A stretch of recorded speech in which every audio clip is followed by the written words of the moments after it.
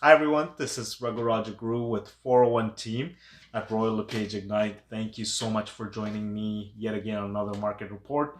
This time around, we're slightly late in delivering the report. Reason being is because we just wanted to wait until half the month was over in April just to get a glimpse at what has happened in terms of sales. Now, before we get into the numbers, I just wanted to tell you something, and this is really personally instead of professional. There's a lot of articles out there circulating that the economy is going to crash, and that the housing market is going to crash, and this and that. And you know what? Honestly, anyone is entitled to their opinion, and so am I in this beautiful country that we live in.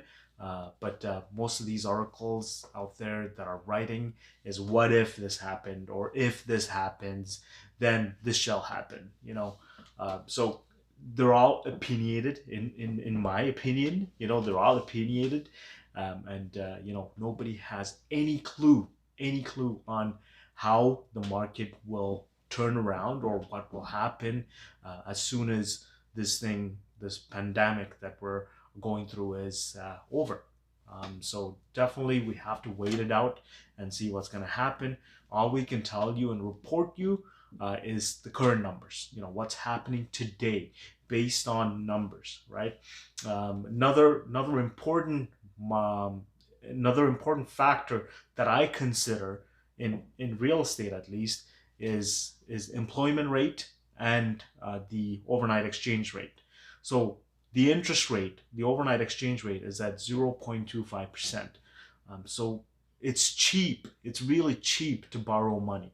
Obviously, the reason why the Bank of Canada and our monetary policy they do this is because they want to encourage people to go out and spend.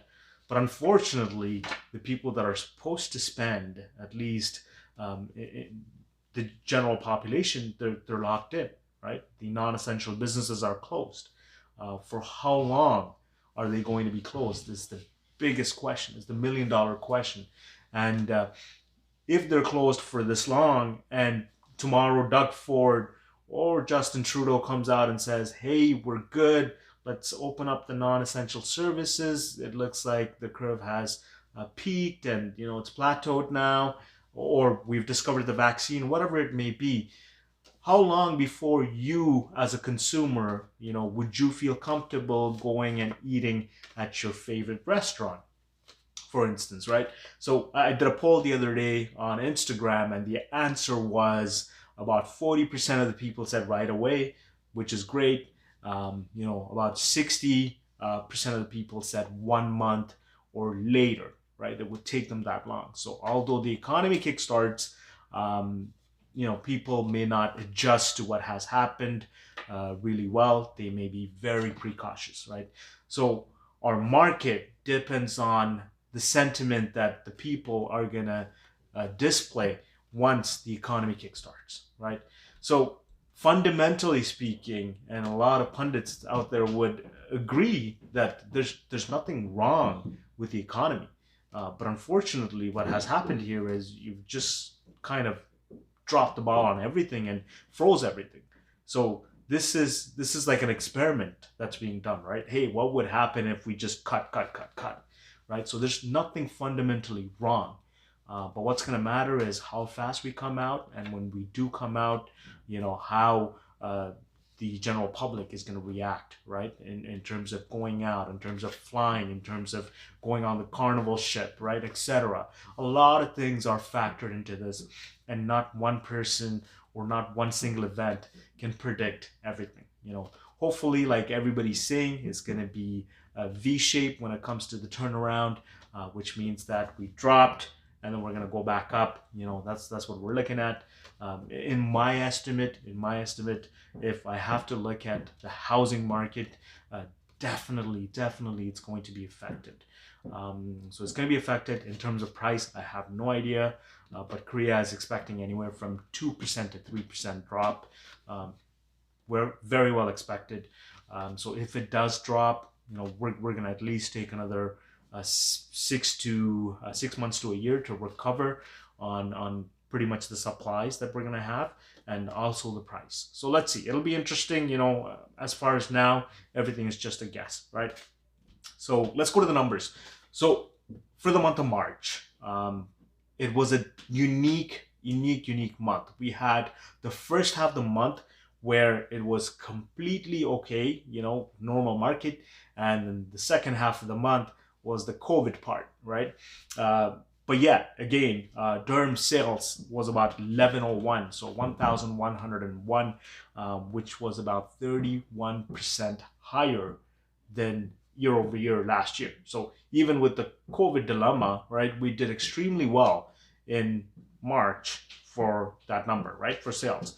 The active listings, which was around 1,200 or 1,229, it went down 24%, which is a good thing. So what active listings means, it's a supply. When it goes down, it's good. So people are consuming more, and the active listing, which is the supply, that's going down, so which is terrific, right? You can't ask for more in a market.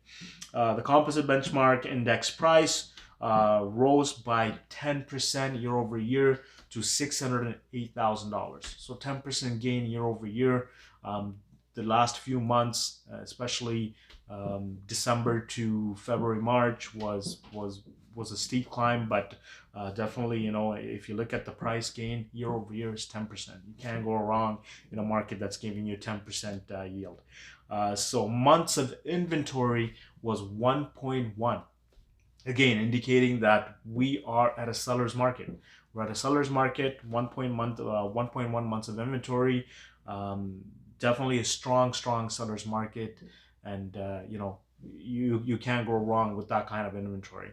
And just to add to the inventory, what's really happening is that the listings, people who are supposed to downsize and upsize, and people who are supposed to buy for first time, right? That activity has tremendously slowed down, right? So definitely there's a slowdown in terms of sales, as well as uptake of inventory, right? So people who don't have to list, people who don't have to sell out of necessity, they're not selling, right? Unless they're really panicking and they're fearful, looking at all these titles, wondering, will the market crash? The $1 million question.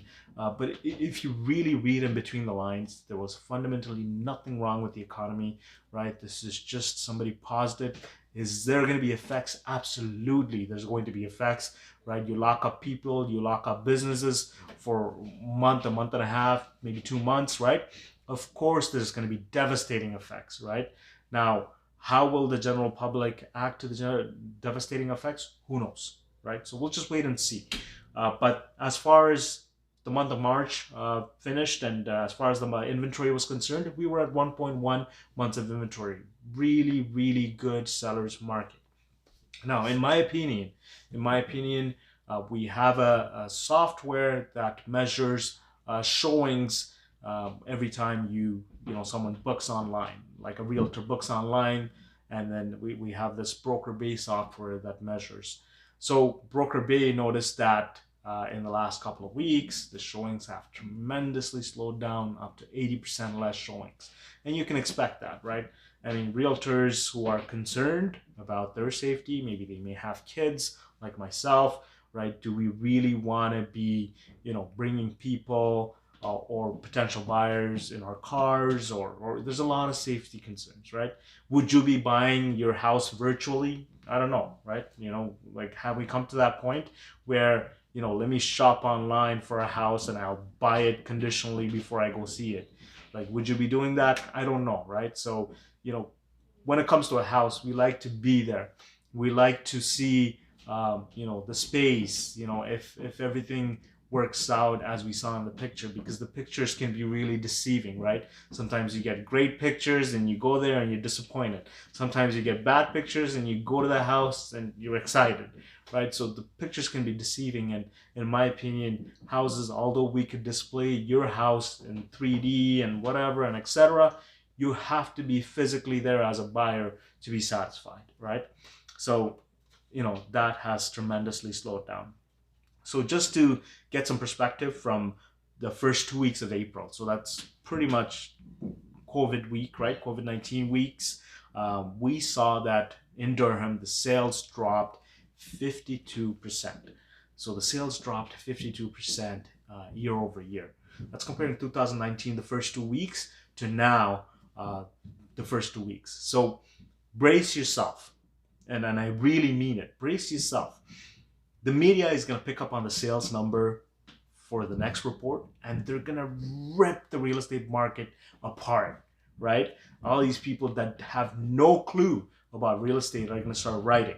So brace yourself for the next month. You're going to see a lot of bad news, and this is across the board. And I would have to honestly say that close to 50% is a pretty good mark. In some of the regions, is as high as 70, 80%. And it's going to be ugly, right? And the reason being is because people are not going out, right? We're not holding open houses. We're restricted to how we can show a home. We're taking safety precautionary, right? We're taking it. The people, the general public are. So everything has slowed down, right? So definitely ugly numbers in terms of sales are going to be coming out. So just be careful. And also the months of inventory will definitely increase slightly as well. The reason being is we're getting a little bit more listings than we're consuming, in my opinion. So that may increase. The prices are not going to have an effect right away, but you will see a decrease in price going into the summer, maybe even fall market, right? And the reason being is because, think about it. You're locked up. Nobody is pretty much listing any homes out of unnecessary circumstances. So once the gate is open, and I literally mean when the gate is open, those who want to sell are going to enter the market right away, right? Like we're going to have plethora of listings on the market. So much listings right after this thing is over, because people are going to be like, okay, well, you know, and they might wait a month, maybe 2 months, but they'll come on the market because this is the year they've been wanting to upsize, downsize, whatever it may be. They want to get it done. They'll come on the market, right? The mortgage rates are cheaper. They want to probably sell, lock into something else, right? Who knows? Whatever they're thinking. So the next 3 to 6 months, once this thing is over, said and done, following that 3 to 6 months, there's going to be an opportunity for the buyers like you'll ever have, right? And I truly mean it, because we're going to have a lot of listings. The numbers for the GDP for the second quarter may not be out. So uncertainty in the air. So a lot of buyers want to engage, but if you're a serious buyer and you've been sitting on the sideline waiting for that day, this is definitely your day.